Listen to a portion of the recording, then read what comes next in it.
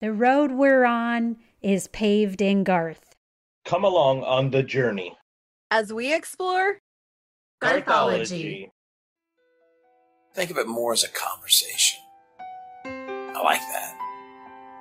So if this is truly a conversation, then I say let the conversation begin.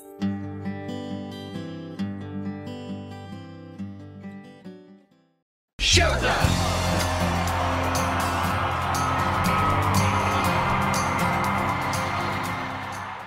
Hi guys, it's Deb. And I'm Pete. And I'm Jess. Welcome to another episode of Garthology.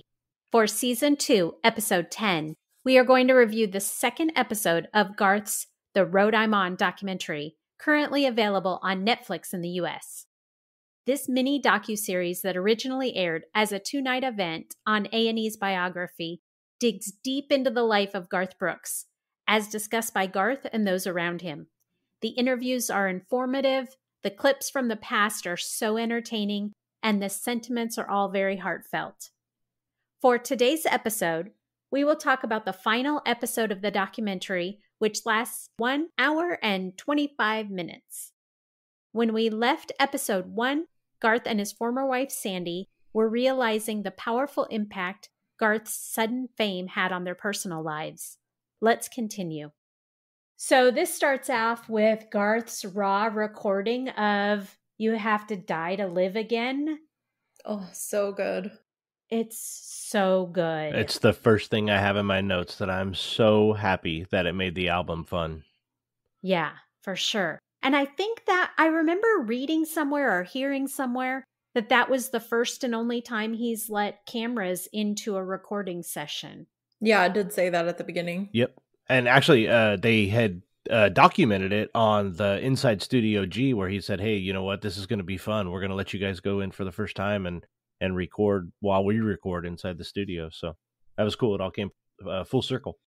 So then we get some flashes of Trisha, Keith Urban, James Taylor, Billy Joel, all talking about Garth. And next we get into Sandy talking about the past. We also get some past information from Garth.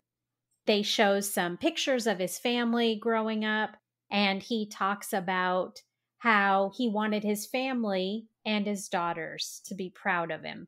Right. Yeah, I felt that they start this episode off pretty heavy with the introduction of his 3 girls and how Garth found himself fighting himself inside because he finally found something more that he loved than the music. And so I thought that they, after a soft opening, they really got into this one pretty thick, pretty heavy, pretty quick. Yeah, and I love what he says when he talks about how when they hand you your child for the first time, the world stops and starts spinning the other way.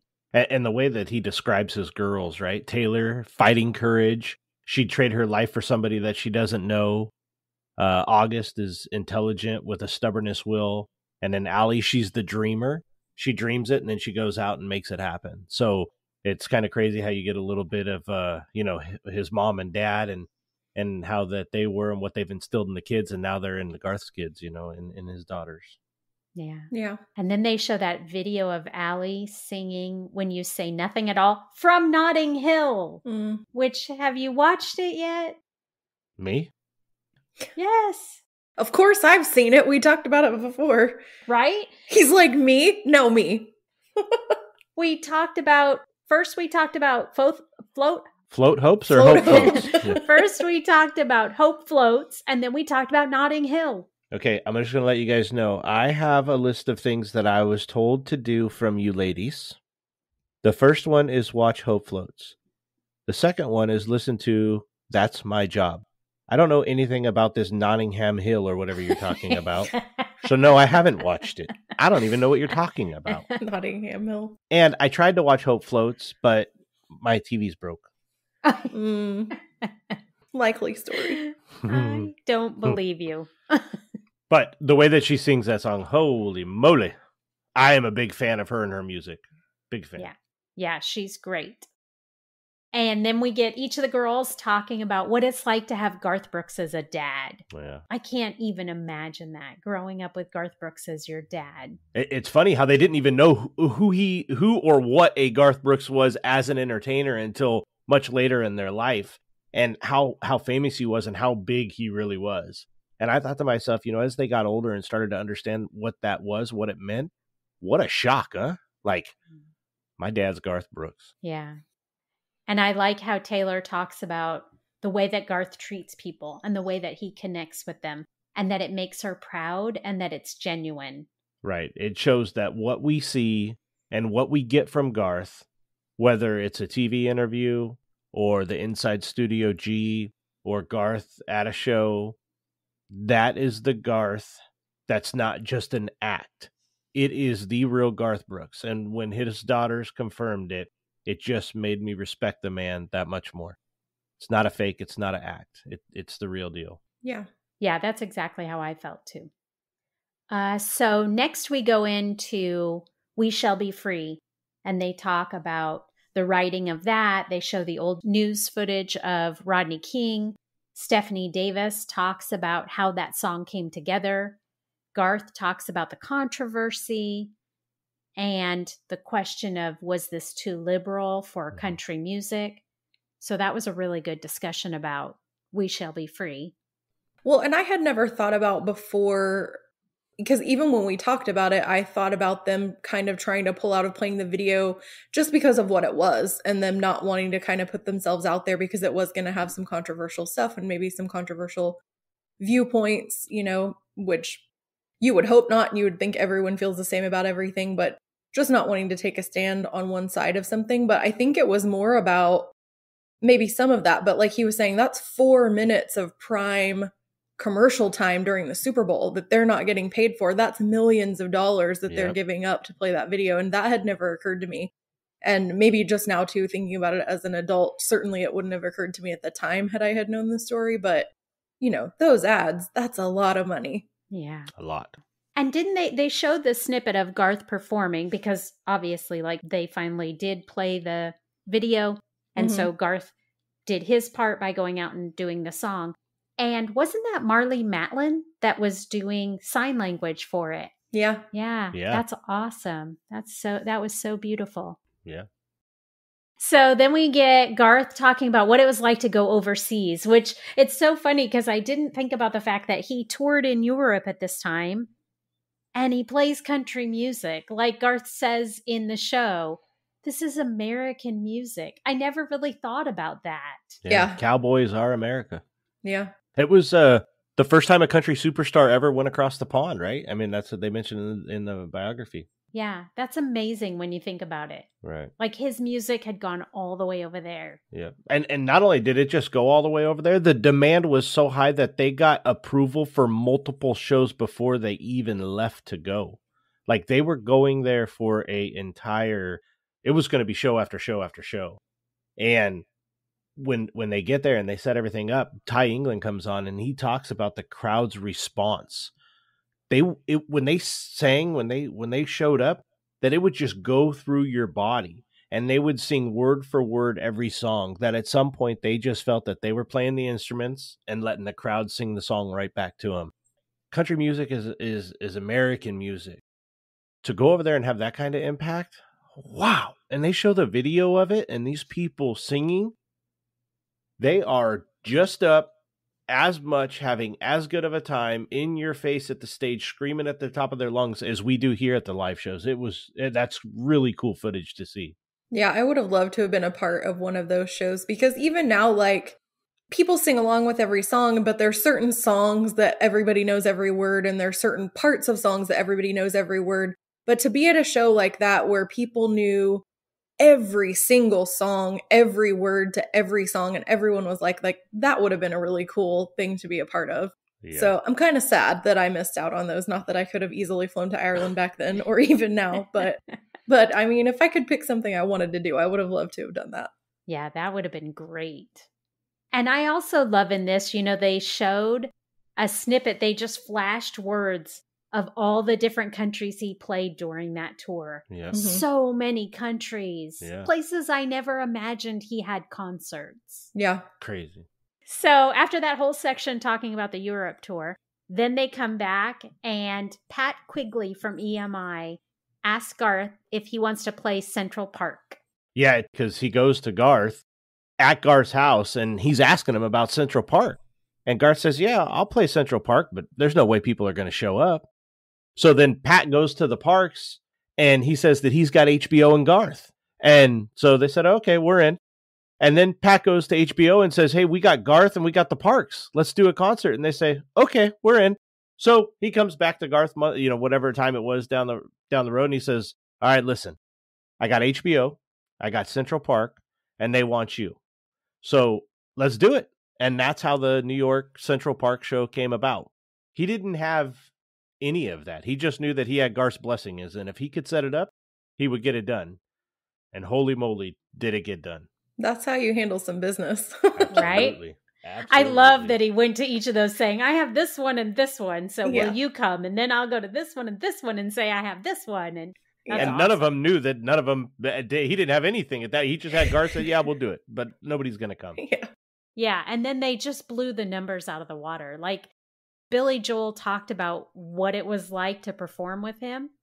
He said he saw 500,000 cowboy hats in Manhattan. That's awesome. He says, what's going on? What's wrong? You don't see cowboy hats in New York, and there was 500,000. The area was 7 football fields long by 5 football fields wide. And he just wasn't sure that he could fill it. Obviously, he had he started to doubt what he had done, what he had agreed to. And that was a great story about the hotel, how, he was real worried all day and stayed in the hotel with the blinds shut. Sandy kept wanting to go out and see, and he's like, no, don't, just stay here. And she's like, I can't do it anymore. And she walks out and she comes back in crying. He says, there's nobody out there. And she says, no, not only are there people out there, but they've already opened the overflow. It already filled. And they were thinking about shutting down the surrounding streets because that was so many people. And that's got to be, there was a story right after that a parks department guy had come to Garth and handed him a piece of paper with a estimated head count of what they thought that they had as of 90 minutes ago. And Garth said, wait, you're trying to tell me that there's 850,000 people out there? And the guy said, no, there was 850,000 people out there 90 minutes ago. Whoo! Holy moly. I love when Garth gets so emotional during this part and he talks about his hometown was 17,000 people. Yeah. And now here they are telling him he's got almost 1 million people at Central Park. Yeah. Do you guys remember hearing this story? I want to say it was maybe on the Inside Fame interview years ago. I can't remember for sure if that's the one that it was, but he talked about going into this and how nervous he was that nobody was going to be there or that they weren't going to be able to fill it. And he talked to Trisha about it, and she basically was like, you're Garth Brooks. Like, people are gonna, and he was like, okay, going in. And she was right. He's Garth Brooks. Like, people showed up. Of course people showed up. And like in huge style, like bigger numbers than anyone else had ever seen or that they could have foreseen would show up in the park. It's crazy because one of my favorite stories about this, and I've watched that New York Central, I still have I have actually 2 VHS copies of it, one unopened and then one obviously who uses VHS. But one of my favorite scenes is the helicopter scene. Mm-hmm. And never once did I ever put 2 and 2 together that the camera above the helicopter had to have been coming from something higher than that helicopter. And so when this biography came out, the guy had talked about that Garth wanted a second helicopter to show the scenes of the propeller blades on the helicopter to get that view. And they say that they had to pull out another $150 million or something like that in insurance. And then with the amount of people that showed up that caught, they weren't even sure that they had pulled out enough insurance at that point to cover all that. God forbid something happened. But. Right. That's crazy. It's crazy to think that he was worried and then what ultimately happened. Right. Yeah. So they did the whole segment on the New York concert. Then we go into what it was like for the girls to grow up with Garth Brooks as their dad. And the next clip they showed was Garth singing James Taylor's Sweet Baby Jane to Taylor when she was little. Oh, I know. So good. It's so good. That's really, really good. And it's just like, oh, it melts your heart. And then you put the story behind it where Sandy mentions at that time how everything was moving so fast that it just seemed like at 3 p.m. every day while they were on the road when she was there, like those were her favorite memories, right? Because she just got Garth, she just got the girls, and the girls would run around on stage and it was their jungle gym, right? They'd ride bikes, throw the football or whatever. And then, you know, at the same time that Garth found a little bit of a break to enjoy his wife at the time and kids, he was still singing and, you know, prepping for the next show. And like, yeah, I mean, the way that he sings that song, it's just like, oh, it's so good. But then you look at like, those were the memories that his wife had of him at the time. It makes it bittersweet. Bittersweet, right? Yep, bittersweet. Yeah, and then when Garth says, you know, he gets really, you can tell it really affects him. He talks about how he forsake his marriage and his daughters in the 90s and how he gave someone else his job. Mm-hmm. And you can tell that really bothers him.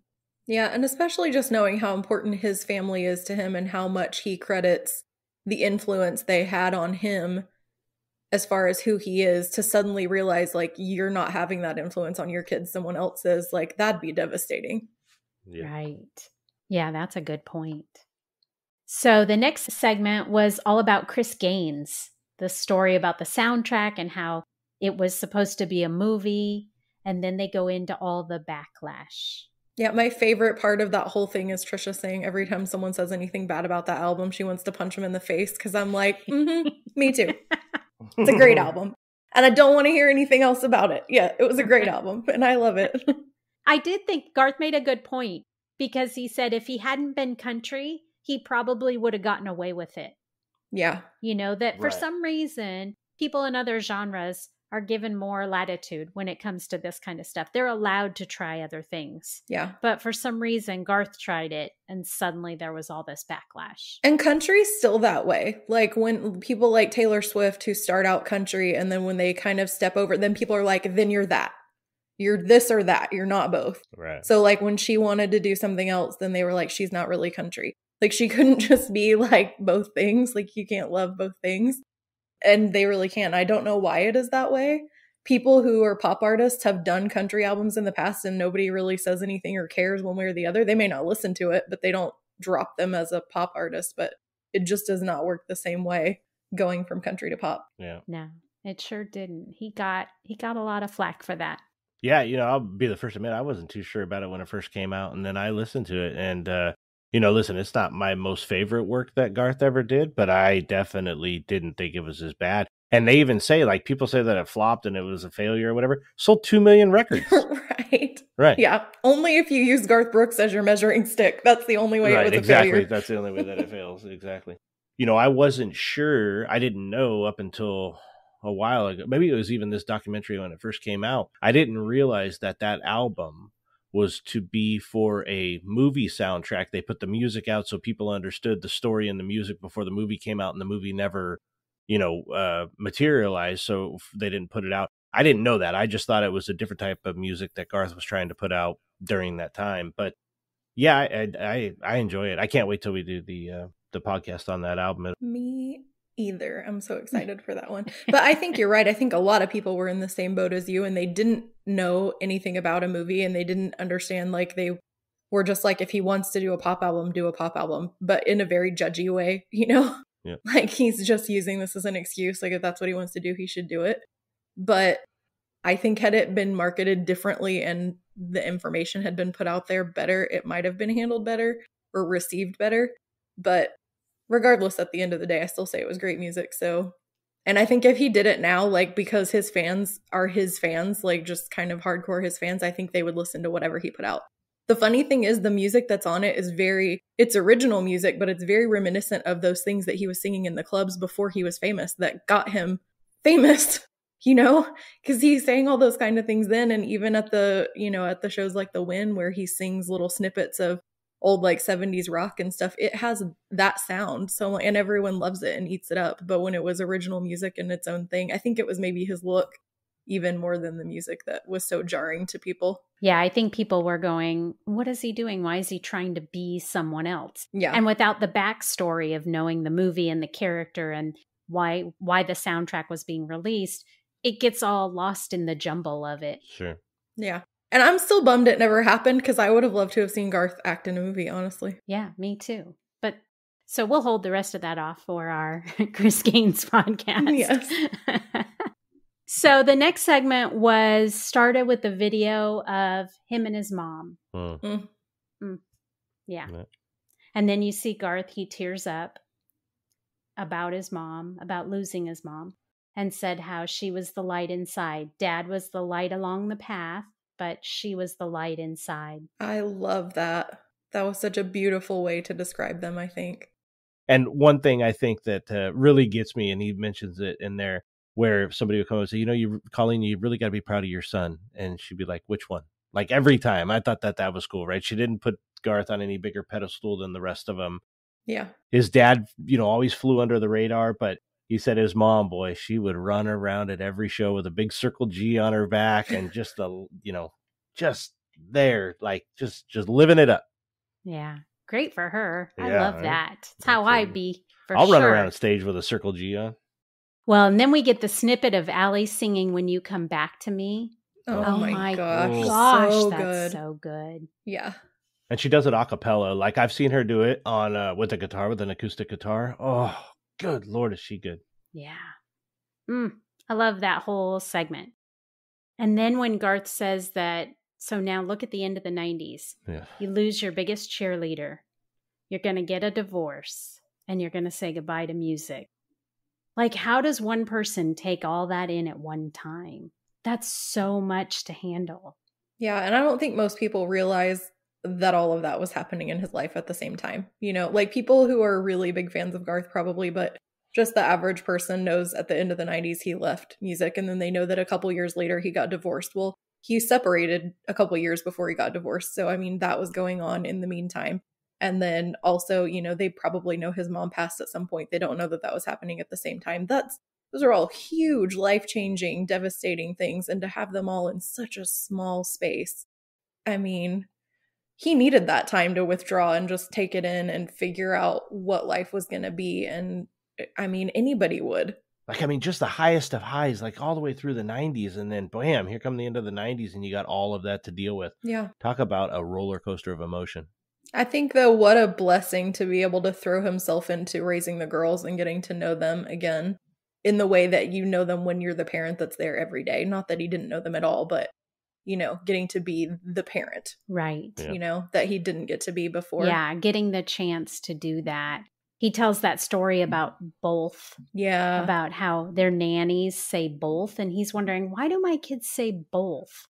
And he realizes it's because, and I think that reflects back on like what you said, Jess. He wasn't able to do what his parents had done for him because he was gone so much. So knowing the influence they had in his life, and he realizes my kids are learning from someone else. Yeah. I'm not teaching them.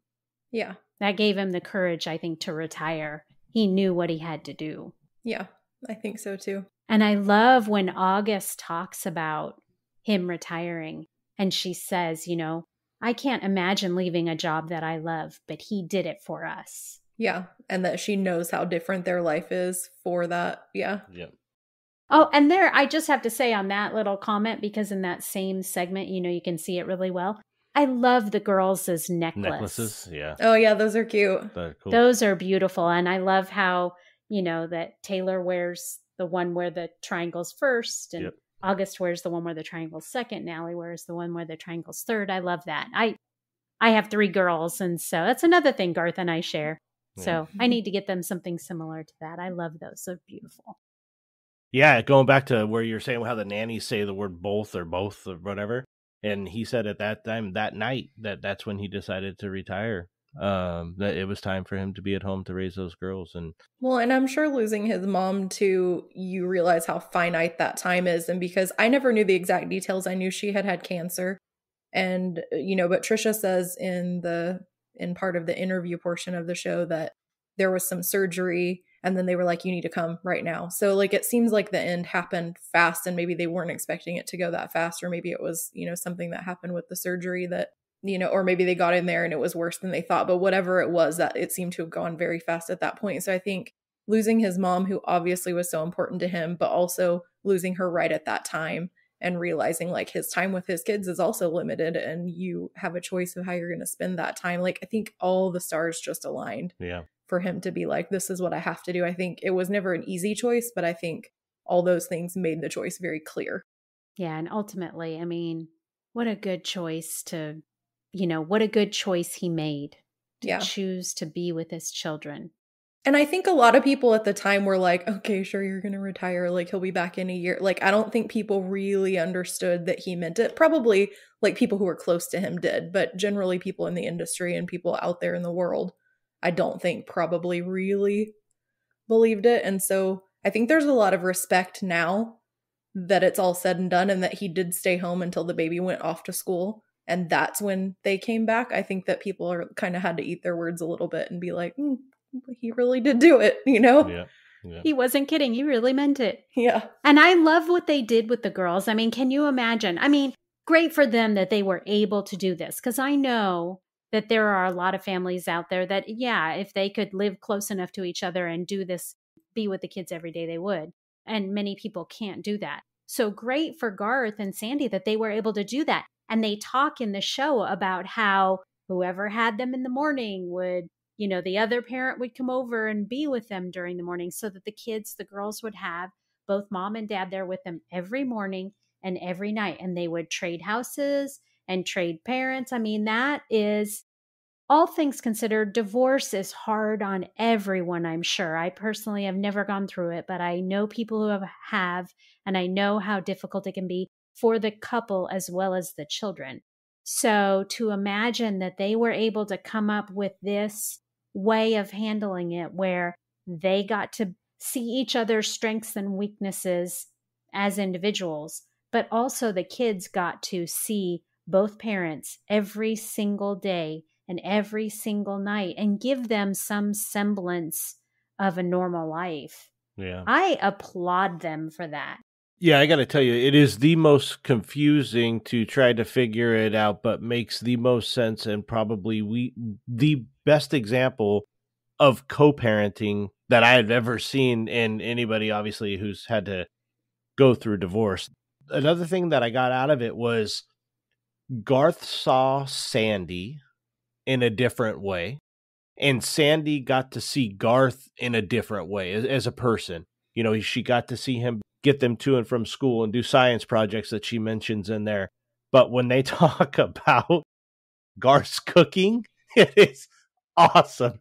Tyson chicken mashed potatoes, and his signature dish of corn where he throws some rice in it, and it was gourmet, I just laugh. And then they go right into, so we were pretty happy when Trisha came around. Right. Yeah. That's awesome. Poor girls. And they got to eat real food every day instead of every other day.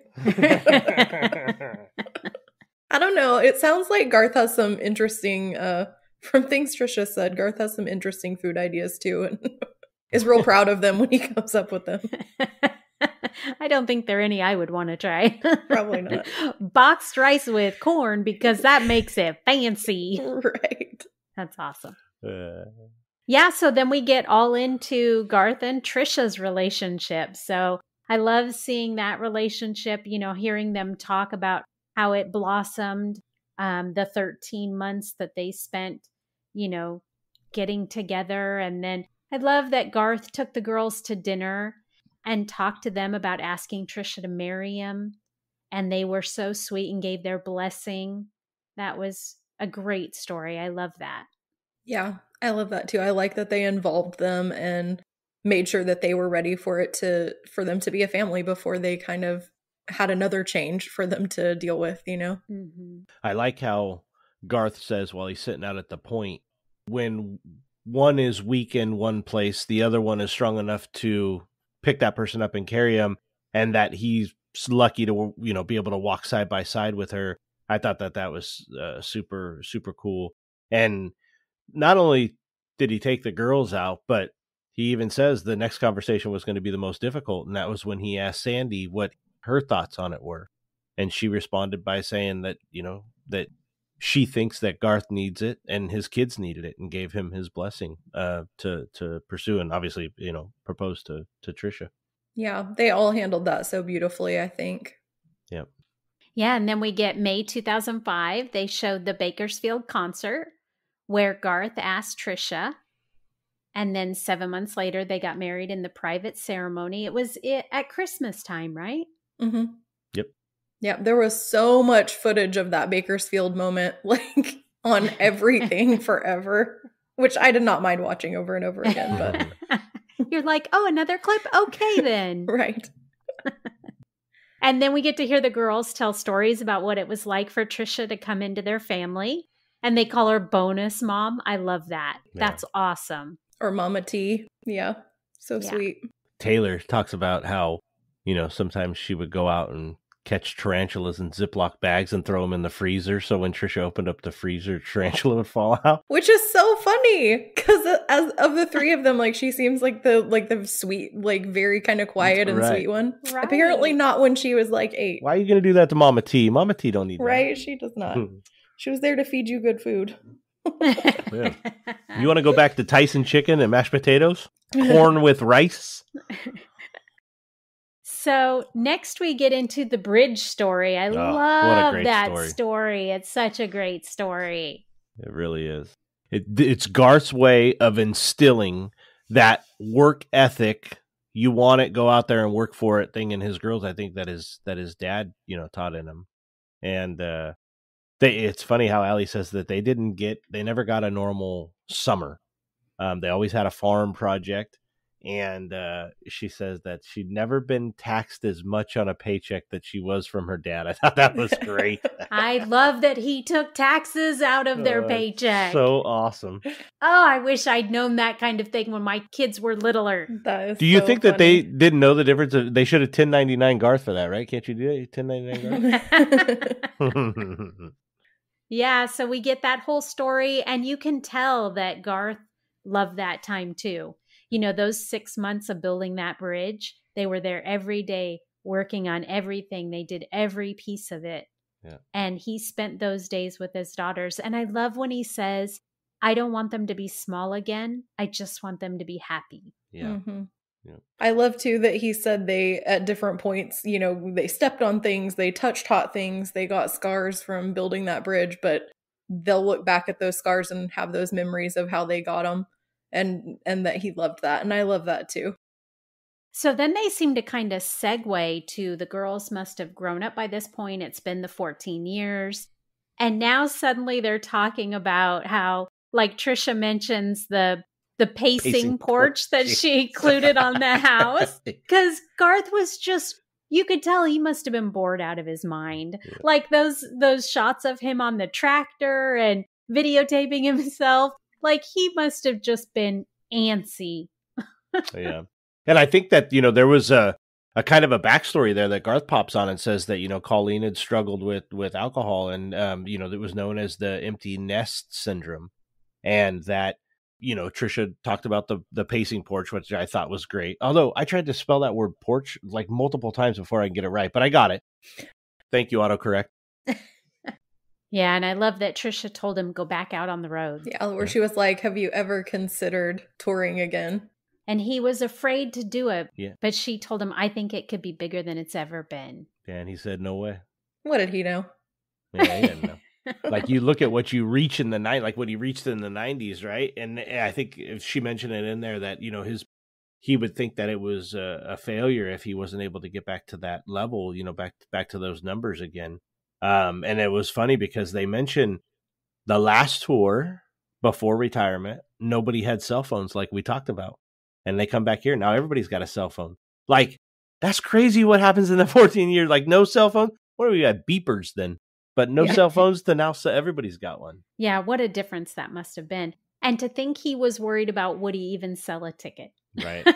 And then like the concert sold out in like 20 minutes, like 3 shows in 20 minutes or something the first time. Yeah. Right. Well, I think what they had originally was they were going back to Ireland, right? That was the thing. Yeah. They were going to open back up in Ireland. and in Croke Park, and tickets sold out within minutes for 2 shows. And they added a third, and then it was the fastest ever in Ireland. 240,000 tickets sold in 19 minutes, and then they added the 5th show. You know, when this happened, I knew that there was something going on, but I didn't read too much into what had happened. And then this biography came out and, you know, tells the story. And I guess the reason behind it all is because Croke Park is in a residential area. And so those people would have been locked down, you know, for 5 days straight. So the residents actually started, you know, hooting and hollering about it.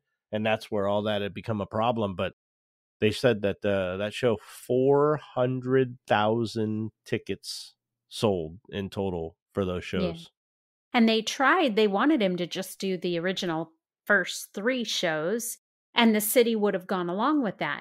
But I think Garth had a point. I mean, that would have been like 240,000 people, but he had sold 400,000. So how do you tell all of those other hundreds of thousands of people, sorry, I'm not going to do those other 2? Yeah.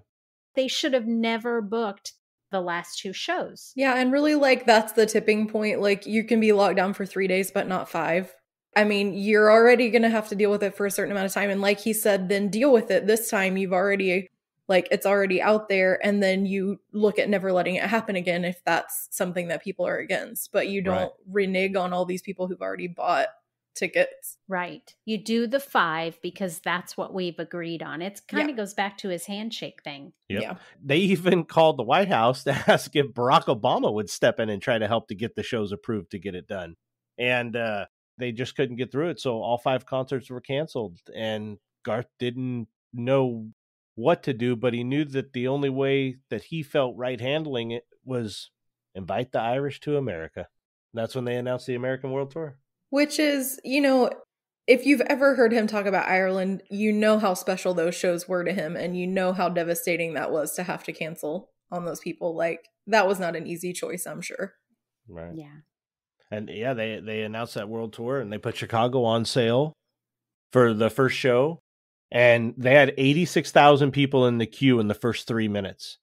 20 minutes later, they came to Garth and said, we've never seen anything like it. 299,000 people in the queue. And it broke the American record for most ticket sales for one show in a certain period of time or something like that.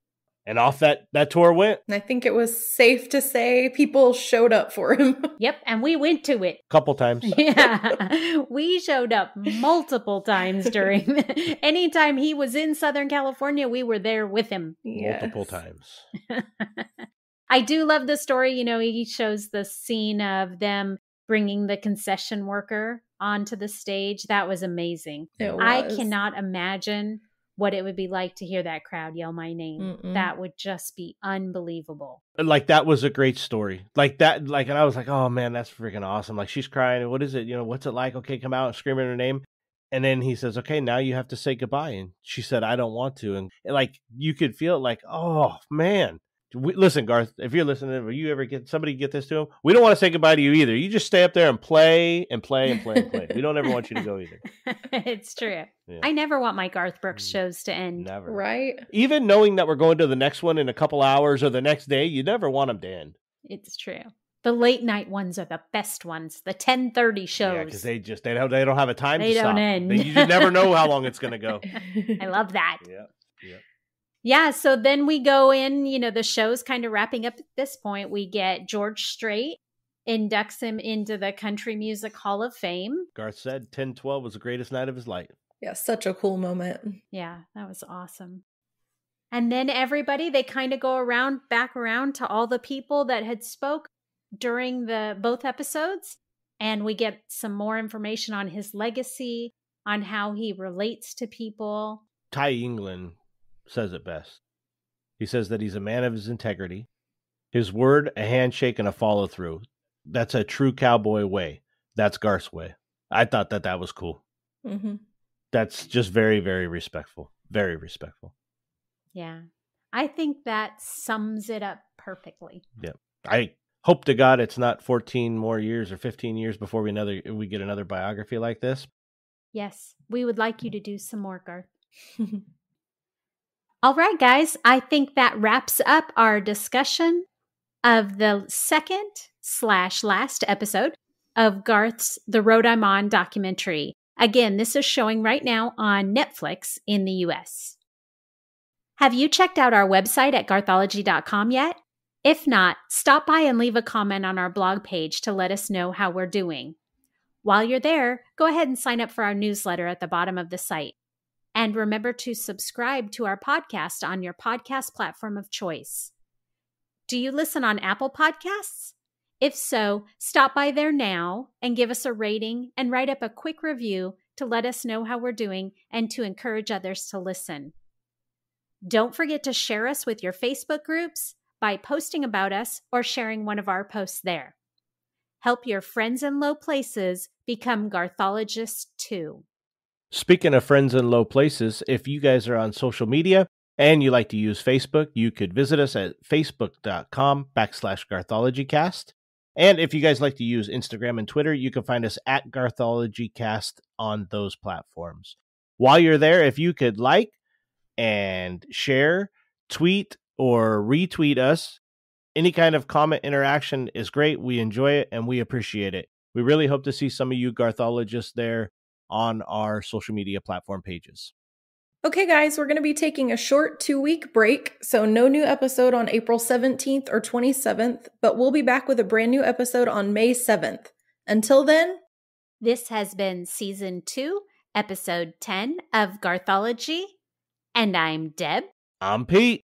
And I'm Jess, and we'll see you guys in a couple of weeks. Bye. Bye, everybody. Bye, guys.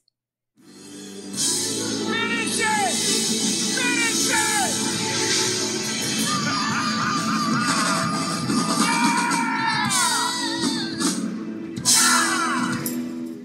And remember to subscribe to our... to what again? What is it we do? Podcast.